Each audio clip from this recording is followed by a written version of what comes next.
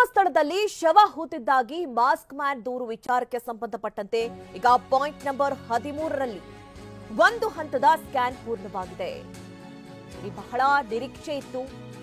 13ರಲ್ಲಿ ಏನಾದ್ರೂ ಸಿಗಬಹುದಾ, ಕುರುಹುಗಳು ಇರಬಹುದಾ, ಏನಾದ್ರೂ ಕಳೆ ಬರಹ ಸಿಗಬಹುದಾ ಅನ್ನುವಂತಹ ಒಂದಷ್ಟು ನಿರೀಕ್ಷೆ ಇತ್ತು. ಈಗ ಸದ್ಯ ಒಂದು ಹಂತದ ಸ್ಕ್ಯಾನ್ ಪೂರ್ಣಗೊಂಡಿದೆ. ಸ್ಕ್ಯಾನ್ ಮಾಡಿದ ಫುಟೇಜ್ ಅನ್ನ ತಂತ್ರಜ್ಞರು ಪರಿಶೀಲಿಸ್ತಾ ಇದ್ದಾರೆ.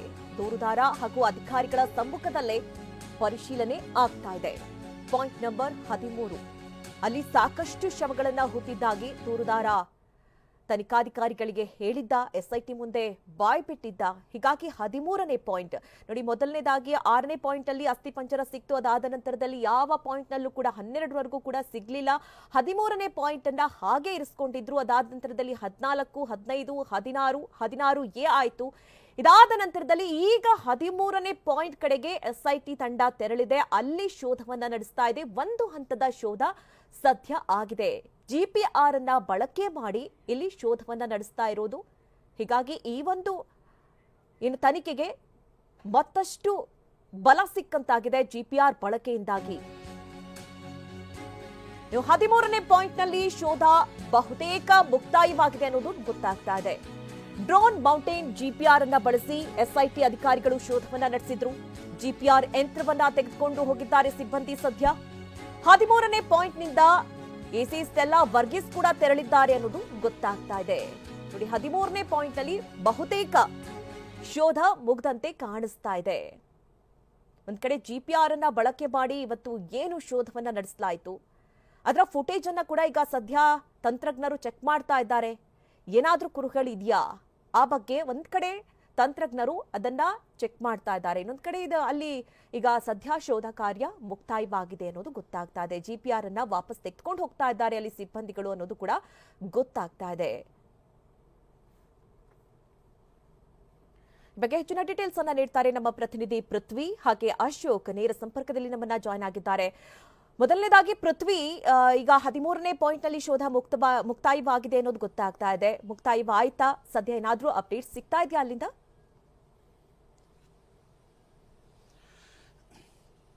ಮಧು ನಾಗರಾಜ್, ಸದ್ಯಕ್ಕೆ ಈ ಒಂದು 13ನೇ ಪಾಯಿಂಟ್ ನಲ್ಲಿ ಇವಾಗ ಆ ಒಂದು ಏನು ಡ್ರೋನ್ ಜಿಪಿಆರ್ ಅನ್ನು ತಗೊಂಡು ಬಂದಿದ್ರು, ಸೊ ಅದರ ಒಂದು ಕಾರ್ಯಾಚರಣೆ ಈಗ ಮುಕ್ತಾಯ ಆಗಿದೆ ಅನ್ನೋ ಮಾಹಿತಿ ಸಿಕ್ಕಿರುವಂತದ್ದು. ಸದ್ಯಕ್ಕೆ ಇಲ್ಲಿಂದ ಆ ಒಂದು ಏನು ಮೌಂಟೆಡ್ ಡ್ರೋನ್ ಜಿಪಿಆರ್ ಅನ್ನ ಇಲ್ಲಿಂದ ತೆಗೆದುಕೊಂಡು ಹೋಗಲಾಗಿದೆ. ಸದ್ಯಕ್ಕೆ ಇಲ್ಲಿ ಎಸಿ ಅವರು ಕೂಡ ವಾಪಸ್ ತೆಳೆದಿದ್ರು, ಆದ್ರೆ ಮತ್ತೆ ಈಗ ಎಸಿ ಅವರು ಆ ಸ್ಥಳಕ್ಕೆ ವಾಪಸ್ ಬಂದಿರುವಂತದ್ದು. ಸದ್ಯಕ್ಕೆ ಆ ಒಂದು ಪ್ರದೇಶದಲ್ಲಿ ಈಗೇನು ಸ್ಕ್ಯಾನ್ ಅನ್ನ ಮಾಡಲಾಯಿತು ಅದನ್ನ ಅನಲೈಸ್ ಮಾಡ್ತಾ ಇದ್ದಾರೆ. ಸೊ ಆ ಒಂದು ಡಾಟಾವನ್ನ ಇಟ್ಕೊಂಡು ಏನ್ ಇಲ್ಲಿ ಒಳಗಡೆ ಸಿಕ್ಕಿದೆ ಸಿಕ್ಕಿಲ್ಲ ಅನ್ನೋದ್ರ ಬಗ್ಗೆ ಅನಲೈಸ್ ಮಾಡ್ತಾ ಇರುವಂತದ್ದು ಇಲ್ಲಿ ನೋಡಬಹುದಾಗಿದೆ. ಇದು ಒಂದು ಪಾಯಿಂಟ್ ನಂಬರ್ 13ರ ಪಾಯಿಂಟ್ ನಂಬರ್ ಏನು ಪಕ್ಕದಲ್ಲಿ ಕಾಣ್ತಾ ಇದೆ. ಸೊ ಈ ಒಂದು ಪಾಯಿಂಟ್ ನಂಬರ್ 13ಅನ್ನ 3 ಪಟ್ಟು ವಿಸ್ತರಿಸಿಕೊಂಡು ಅದರ ವ್ಯಾಪ್ತಿಯನ್ನ ಹೆಚ್ಚಿಸಿಕೊಳ್ಳಲಾಗಿತ್ತು. ಅದರ ವ್ಯಾಪ್ತಿಯನ್ನ ಹೆಚ್ಚಿಸಿಕೊಂಡು ಎಲ್ಲಾ ಕಡೆ ಈ ಒಂದು ಡ್ರೋನ್ ಕಾರ್ಯಾಚರಣೆಯನ್ನ ಮಾಡಲಾಗಿತ್ತು. ಡ್ರೋನ್ ಕಾರ್ಯಾಚರಣೆಯಲ್ಲಿ ಜಿಪಿಆರ್ ಅನ್ನ ಬಳಸ್ಕೊಂಡಿರೋದ್ರಿಂದ ಸೊ ಅಲ್ಲಿ ಏನು ಎಲೆಕ್ಟ್ರೋಮ್ಯಾಗ್ನೆಟಿಕ್ ಕಿರಣಗಳು ಒಳಗಡೆ ಹೋಗಿ ಅಲ್ಲಿ ಏನೇನಿದೆ ಅದ್ರ ಬಗ್ಗೆ ಆ ಸ್ಟ್ರಕ್ಚರ್ಗಳ ಬಗ್ಗೆ ಕೆಲವೊಂದು ಇನ್ಫಾರ್ಮೇಶನ್ ಅನ್ನ ಕೊಟ್ಟಿದ್ದು. ಅದನ್ನ 2D ಮತ್ತೆ 3D ಆಗಿ ಫಿಲಮ್ ಅಂದ್ರೆ 2D 3D ಇಮೇಜ್ಗಳನ್ನು, ಆ ಫಿಲಮ್ ಇಮೇಜ್ ಏನಿರುತ್ತೆ ಅದನ್ನ ತೆಗೆದುಕೊಂಡು ಈಗ ಅನಲೈಸ್ ಮಾಡಲಾಗ್ತಾ ಇದೆ. ಸದ್ಯಕ್ಕೆ ಆ ಒಂದು ಸ್ಥಳದಲ್ಲಿ ಈಗ ಲಂಚ್ ಬ್ರೇಕ್ ಅನ್ನ ಕೊಟ್ಟಿರುವಂತದ್ದು, ಅಂದ್ರೆ ಎಲ್ರಿಗೂ ಕೂಡ ಲಂಚ್ ಬ್ರೇಕ್ ಅನ್ನ ಕೊಟ್ಟಿದ್ದಾರೆ. ಸೊ ಲಂಚ್ ಬ್ರೇಕ್ ಅನ್ನ ಕೊಟ್ಟು ಅದಾದ ಬಳಿಕ ಈ ಒಂದು ಕಾರ್ಯಾಚರಣೆಗಳು ಮತ್ತೆ ಮುಂದುವರಿಯುವಂತಹ ಸಾಧ್ಯತೆಗಳಿದೆ. ಸದ್ಯಕ್ಕೆ ಅಲ್ಲಿ ಆ ಒಂದು ಪ್ರದೇಶದಲ್ಲಿ ಅಂದ್ರೆ ಏನು ಪಾಯಿಂಟ್ ನಂಬರ್ 13ರ ಪಾಯಿಂಟ್ ಏನಿದೆ ಆ ಒಂದು 13 ಪಾಯಿಂಟ್ ನಲ್ಲಿ ಮೇಲ್ಭಾಗದಲ್ಲಿ ಏನು ಕೂಡ ಸದ್ಯಕ್ಕೆ ಅಂದ್ರೆ ಏನು ಕಂಡು ಬಂದಿಲ್ಲ ಅನ್ನೋ ಮಾಹಿತಿ ಈಗ ಸಿಕ್ಕಿರುವಂತದ್ದು. ಯಾಕಂತ ಹೇಳಿದ್ರೆ ಆ ಒಂದು ಪಾಯಿಂಟ್ ಏನಿದೆ ಆ ಪಾಯಿಂಟ್ ನ 3 ಪಟ್ಟು ಹೆಚ್ಚಿಸ್ಕೊಂಡಿದ್ದಂತದ್ರು, ಅಂದ್ರೆ 13ನೇ ಪಾಯಿಂಟ್ ಅನ್ನ 3 ಪಟ್ಟು ಅವರು ಹೆಚ್ಚಿಸ್ಕೊಂಡಿದ್ರು. ಸೊ ಅಲ್ಲಿ ಎಲ್ಲವೂ ಕಡೆ ಕೂಡ ಅಂದ್ರೆ ಲೈನ್ ಅಂಡ್ ಲೆಂತ್ ಹಿಡಿದು ಆ ಒಂದು ಪ್ರದೇಶದಲ್ಲಿ ತಪಾಸಣೆಯನ್ನ ಮಾಡಿದ್ರು. ಸೊ ಶೋಧವನ್ನ ಮಾಡಿದ ಸಂದರ್ಭದಲ್ಲಿ ಏನು ಕೂಡ ಇನ್ನೂ ಸಿಕ್ಕಿಲ್ಲ ಅನ್ನೋ ಮಾಹಿತಿ ಆರಂಭಿಕ ಹಂತದಲ್ಲಿ ಸಿಕ್ಕಿರುವಂತದ್ದು. ಮತ್ತೆ ಏನಾದ್ರೂ ಸಿಕ್ಕಿದ್ರೆ ಆ ಒಂದು ಏನಾದ್ರೂ ಆದ್ರೆ ಅಲ್ಲಿ ಡಿಗ್ ಮಾಡ್ಲಿಕ್ಕೆ ಇಲ್ಲೇ ಒಂದು ಜೆಸಿಬಿ ಅನ್ನು ಕೂಡ ಪಕ್ಕದಲ್ಲಿ ನಿಲ್ಲಿಸ್ಕೊಂಡಿದ್ದಂಥದ್ದು. ಸದ್ಯಕ್ಕೆ ಊಟದ ಬ್ರೇಕ್ ಅನ್ನ ಕೊಡಲಾಗಿದೆ. ಸೊ ಲಂಚ್ ಲಂಚ್ ಬ್ರೇಕ್ ಆದ ನಂತರ ಕಾರ್ಯಾಚರಣೆಗಳು ಯಾವ ರೀತಿ ಇರುತ್ತೆ, ಸೊ ಏನೇನು ಮಾಡ್ತಾರೆ ಅನ್ನೋದನ್ನ ಕಾದ್ ನೋಡ್ಬೇಕಾಗಿದೆ. ಮಧು ನಾಗರಾಜ್. ಎಸ್ ಪೃಥ್ವಿ, ಹಾಗೆ ಸಂಪರ್ಕದಲ್ಲಿ ಇನ್ನು ಅಶೋಕ್ ಕೂಡ ಅದೇ ಸ್ಥಳದಿಂದ ನಮ್ಮ ಜೊತೆ ನೇರ ಸಂಪರ್ಕದಲ್ಲಿ ಜಾಯ್ನ್ ಆಗಿದ್ದಾರೆ. ಪೃಥ್ವಿ, ಇಲ್ಲಿ ಗಮನಿಸ್ತಾ ಇರೋ ಹಾಗೆ 13ನೇ ಪಾಯಿಂಟ್ ನಿಂದ ಈಗ ಎಸ್ ಸ್ಟೆಲ್ಲಾ ವರ್ಗೀಸ್ ಅವರು ಕೂಡ ತೆರಳಿದ್ದಾರೆ ಅನ್ನೋದು ಗೊತ್ತಾಗ್ತಾ ಇದೆ. ಅಂದ್ರೆ ಕಂಪ್ಲೀಟ್ ಆಗಿ ಮುಕ್ತಾಯವಾಗಿದೆಯಾ ಅಥವಾ ಇನ್ನೂ ಬಾಕಿ ಇದೆಯಾ? ಯಾಕಂದ್ರೆ GPR ಬಳಕೆ ಮಾಡಿ ಇವತ್ತು ಶೋಧವನ್ನ ನಡೆಸಲಾಯಿತು. ತಂತ್ರಜ್ಞರು ಕೂಡ ಆ ಫುಟೇಜ್ ಅನ್ನ ಚೆಕ್ ಮಾಡ್ತಾ ಇದ್ದಾರೆ ಅನ್ನೋದು ಗೊತ್ತಾಗ್ತಾ ಇದೆ. ಏನಾದ್ರೂ ಒಂದಷ್ಟು ಕುರುಹುಗಳು ಸಿಗ್ತಾ ಇದೆಯಾ ತಂತ್ರಜ್ಞರಿಗೆ? ಅಶೋಕ್. ಮಧು ನಾಗರಾಜ್, ಈಗಾಗಲೇ 13ನೇ ಪಾಯಿಂಟ್ನಲ್ಲಿ ಡ್ರೋನ್ ಮೌಂಟೆಡ್ GPR ಮೂಲಕ ಶೋಧ ಕಾರ್ಯವನ್ನು ಮಾಡಲಾಗಿದೆ. SITಯ ಸ್ವತಃ ಮುಖ್ಯಸ್ಥರಾಗಿರ್ತಕ್ಕಂಥ ಪ್ರಣವ್ ಮೊಹಂತಿ ಅವರು ಕೂಡ ಖುದ್ದು ಸ್ಥಳಕ್ಕೆ ಬಂದು ಪಾಯಿಂಟ್ ನಂಬರ್ 13ರಲ್ಲಿ ಒಂದಿಷ್ಟು ಮಾಹಿತಿಗಳನ್ನು ಕೂಡ ಪಡ್ಕೊಂಡಿದ್ದಾರೆ. ಪ್ರಮುಖವಾಗಿ ಈ ಡ್ರೋನ್ ಮೌಂಟೆಡ್ GPR ತಂತ್ರಜ್ಞರಿದ್ದಾರೆ, ಅವರಿಂದಲೂ ಕೂಡ ಖುದ್ದು ಸ್ಥಳದಲ್ಲೇ ಮಾಹಿತಿಯನ್ನು ಪಡ್ಕೊಂಡಿರ್ತಕ್ಕಂಥ ಮತ್ತು ಈ ಪ್ರಕರಣದ ತನಿಖಾಧಿಕಾರಿ ಆಗಿರ್ತಕ್ಕಂಥ ಜಿತೇಂದ್ರ ಕುಮಾರ್ ದಯಾಮ್ ಅವರಿಂದಲೂ ಕೂಡ ಮಾಹಿತಿಯನ್ನು ಪಡ್ಕೊಂಡಿದ್ದಾರೆ. ಯಾವ ರೀತಿಯಾಗಿ ಕಾರ್ಯಾಚರಣೆ ನಡೀತಾ ಇದೆ ಮತ್ತು ಮುಂದೆ ಏನು ಮಾಡಬೇಕೆನ್ನುವ ಬಗ್ಗೆ ಕೂಡ ಚರ್ಚೆಯನ್ನು ಮಾಡಿದರು. ಮಂಗಳೂರಿನಿಂದ ನೇರವಾಗಿ ಬೆಳ್ತಂಗಡಿ SIT ಕಚೇರಿಗೆ ಬಂದಂಥ ಪ್ರಣವ್ ಮೊಹಂತಿ ಸುಮಾರು 1 ಗಂಟೆಗಳ ಕಾಲ ಬೆಳ್ತಂಗಡಿಯ ಕಚೇರಿಯಲ್ಲಿ ಅಧಿಕಾರಿಗಳ ಜೊತೆ ಸಭೆಯನ್ನು ಮಾಡಿದರು. ಅದಾದ ಬಳಿಕ ಅವರು ನೇರವಾಗಿ ಬಂದಿರತಕ್ಕಂಥದ್ದು ಪಾಯಿಂಟ್ ನಂಬರ್ 13ಕ್ಕೆ. ಸೊ ಇಲ್ಲಿ AC ಅವರ ಜೊತೆ ಕೂಡ ಶೋಧ ಕಾರ್ಯಾಚರಣೆ ಬಗ್ಗೆ ಕೂಡ ಚರ್ಚೆಯನ್ನು ಮಾಡಿರ್ತಕ್ಕಂಥದ್ದು. ಈಗಾಗಲೇ ಈ ಒಂದು ಡ್ರೋನ್ ಮೌಂಟೆಡ್ ಏನು GPR ತಂತ್ರಜ್ಞರು ಎಂದರೆ ಅವರು ಕೂಡ ಸದ್ಯ ಶೋಧ ಕಾರ್ಯವನ್ನು ಮುಗಿಸಿ ವಾಪಸ್ ಬೆಳ್ತಂಗಡಿ ಏನು SIT ಕಚೇರಿ ಎಂದೇ ಆ ಭಾಗಕ್ಕೆ ತೆರಳಿರುವಂಥದ್ದು.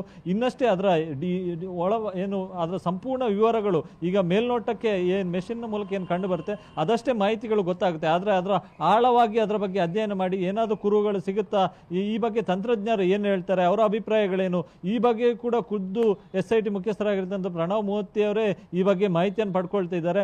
ಸೊ ಬಹುತೇಕ ಇವತ್ತಿನ ಈ ಡ್ರೋನ್ ಮೌಂಟೆಡ್ GPR ತಂತ್ರಜ್ಞಾನದ ಶೋಧ ಕಾರ್ಯಾಚರಣೆ ಏನು ನಡೆಸಿದ್ರು ಬಹುತೇಕ ಇವತ್ತು ಪಾಯಿಂಟ್ ನಂಬರ್ 13ರಲ್ಲಿ ಬಹುತೇಕ ಪೂರ್ಣ ಆಗಿರುವಂಥದ್ದು. ಸೊ ಸದ್ಯಕ್ಕೆ ಪ್ರೊಸೀಜರ್ ಅನ್ನು ಅಧಿಕಾರಿಗಳು ಮಾಡ್ತಾ ಇದ್ದಾರೆ.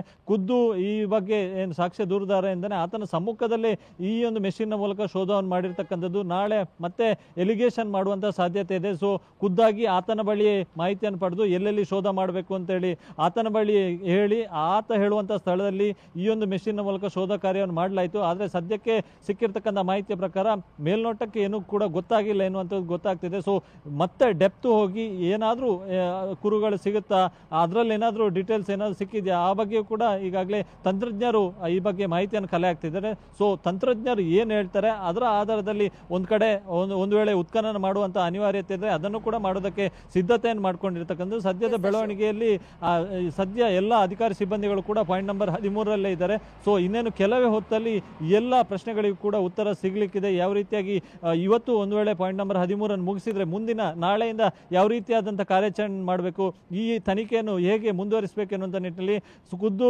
ಪ್ರಣವ್ ಮೊಹಂತಿ ಅವರೇ ಅಧಿಕಾರಿಗಳಿಗೆ ಮಾರ್ಗದರ್ಶನ ಕೂಡ ನೀಡಲಿಕ್ಕಿದ್ದಾರೆ. ಈ ನಡುವೆ ಇದು ಧರ್ಮಸ್ಥಳದ ಈ ಒಂದು ಪ್ರಕರಣ ಸೆಷನ್ ನಲ್ಲೂ ಕೂಡ ಚರ್ಚೆ ಆಗಿರೋದ್ರಿಂದಾಗಿ ಈಗಾಗಲೇ ಗೃಹ ಸಚಿವರು ಹೇಳಿರ್ತಕ್ಕಂಥದ್ದು ಇನ್ನೂ ಕೂಡ ತನಿಖಾ ವರದಿ ನಮ್ಮ ಕೈ ಸೇರಿಲ್ಲ ಎನ್ನುವಂಥದ್ದು. ಸೊ ಇವತ್ತೇ ಈ ಬಗ್ಗೆ ಏನು ಇಷ್ಟರವರೆಗೆ ಸುಮಾರು 15 ದಿವಸಗಳ ಕಾಲ ನಡೆದಂತ ಈ ಕಾರ್ಯಾಚರಣೆ ಇದೆ. ಇದರ ಬಗ್ಗೆ ಮಧ್ಯಂತರ ವರದಿಯನ್ನು ಖುದ್ದು ಪ್ರಣವ್ ಮೊಹಂತಿ ಅವರು ಸರ್ಕಾರಕ್ಕೆ ಸಲ್ಲಿಸುವಂತ ಸಾಧ್ಯತೆ ಇದೆ. ಸೊ ಈ ಮಧ್ಯಂತರ ವರದಿಯನ್ನು ಸಿದ್ಧಪಡಿಸುವಲ್ಲಿ ಪ್ರಣವ್ ಮೊಹಂತಿ ಅವರು ಈಗಾಗಲೇ ನಿರತರಾಗಿರ್ತಕ್ಕಂಥದ್ದು. ಸ್ಥಳ ಪರಿಶೀಲನೆ ಬಳಿಕ ಮತ್ತೆ ಅವರು ಬೆಳ್ತಂಗಡಿಯಲ್ಲಿರ್ತಕ್ಕಂಥ SIT ಕಚೇರಿಗೆ ಹೋಗಿದ್ದಾರೆ. ಸೊ ಅಧಿಕಾರಿಗಳಿಂದ ಒಟ್ಟು ಈವರೆಗೆ ಆಗಿರ್ತಕ್ಕಂಥ ಕಾರ್ಯಾಚರಣೆ, ತನಿಖೆ, ಪ್ರಗತಿ ಎಲ್ಲದರ ಬಗ್ಗೆ ಕೂಡ ಒಂದು ವರದಿಯನ್ನು ಸಿದ್ಧಪಡಿಸಿ ಮಧ್ಯಂತರ ವರದಿಯನ್ನು ಸರ್ಕಾರಕ್ಕೆ ಸಲ್ಲಿಸುವಂತ ಎಲ್ಲ ಸಾಧ್ಯತೆಗಳು ಕೂಡ ಇದೆ. ಮಧು ನಾಗರಾಜ್, ಮತ್ತೆ ನಿಮ್ಮನ್ನ ಸಂಪರ್ಕಿಸ್ತೀನಿ.